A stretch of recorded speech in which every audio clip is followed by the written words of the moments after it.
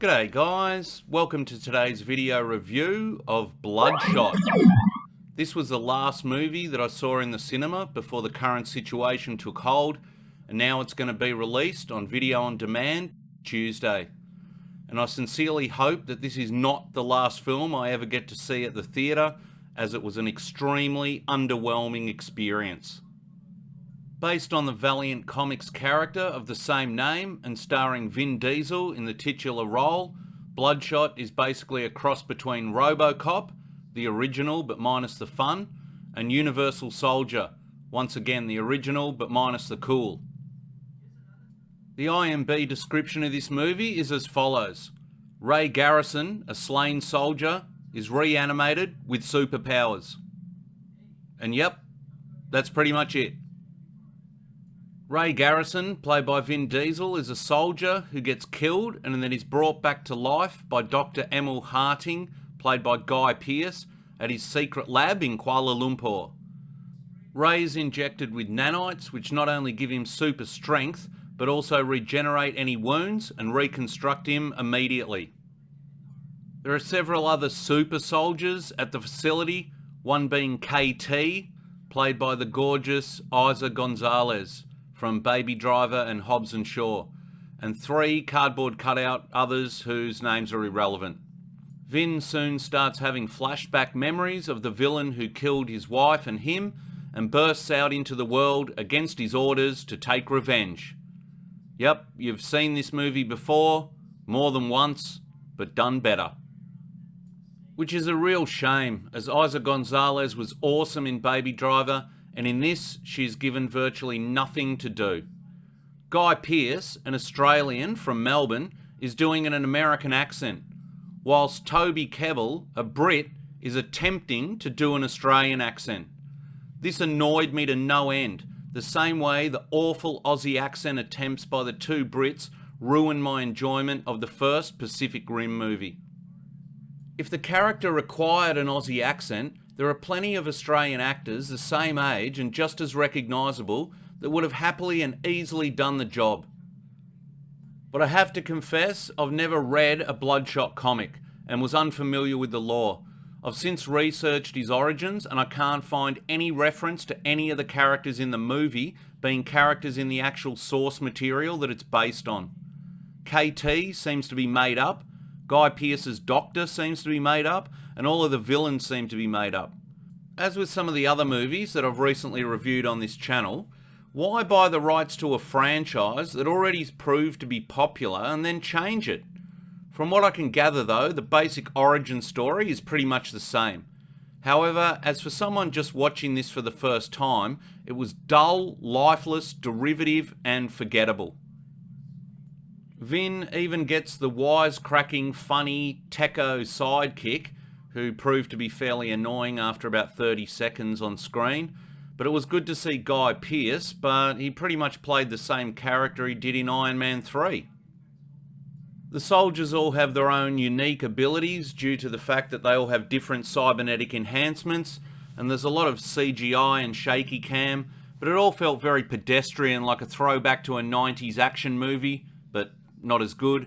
And as for cybernetically enhanced super soldiers, well, we recently saw the same thing, but once again done better, in Alita Battle Angel.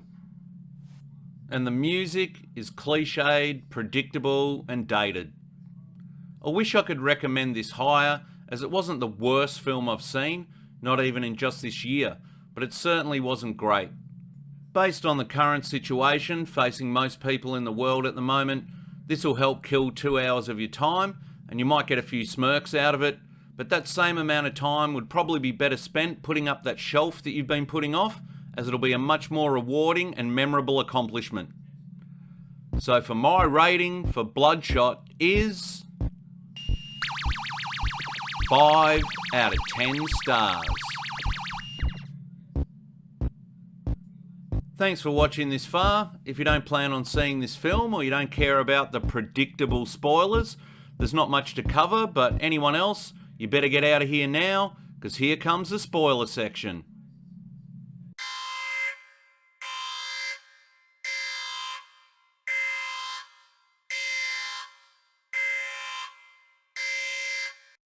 As far as spoilers, you can probably guess them if you've seen any of the movies I mentioned in my review, but anyway, here we go. Vin has flashbacks and goes to seek revenge for who killed him and his wife.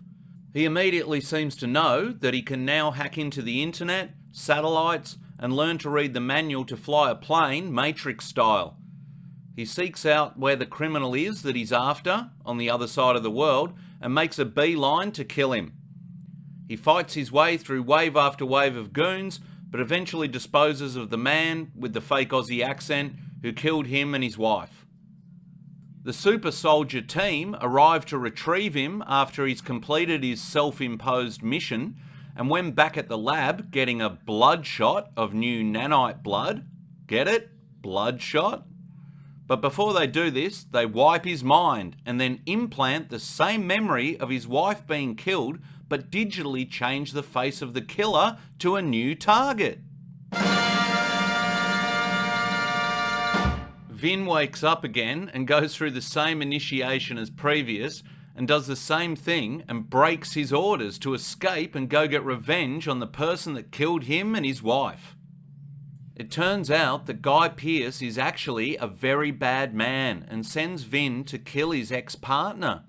KT sides with Vin as she believes that Guy should tell him the truth, that he's been at this for 5 years. She helps Vin go rogue, in the process picking up the ridiculous stereotype techo nerd sidekick called Wilfred Wiggins, and KT blows up the lab in slow motion. Our boy Vinny has a PlayStation 2 CGI showdown with the cardboard cutout super soldier goons, and then has a finale against Guy Pearce. It ends with KT, Bloodshot, which by the way no one ever calls him that at any time during the film, and the ridiculous Wilfred Wiggins are left looking at the sunset, counting their chickens before they're hatched, planning the sequels and shared Valiant universe, which will now probably never materialise. And if this first outing was an example of what things were to come, then probably for the better, as we've seen them all before anyway. Well, I hope you guys are all staying calm and safe, and as I'm sure you all know, most of the movies scheduled for the next few months have been postponed. Some may be released on video on demand, but we'll have to wait and see. But I will be continuing to post videos on this channel. There are quite a few decent video games coming out about now, Doom Eternal at the moment being one of them, and I will do a review of Fallout 76's giant new reboot expansion, Wastelanders, which comes out in a week or so. In the meantime, I might also do some other pop culture related news and stuff, or maybe a My Favourite Video series. So if you have any suggestions, please feel free to leave a comment, and you can watch another video on this channel right now and subscribe for more upcoming vids. Have a great rest of your day, and I'll catch you guys in the next one. Take it easy.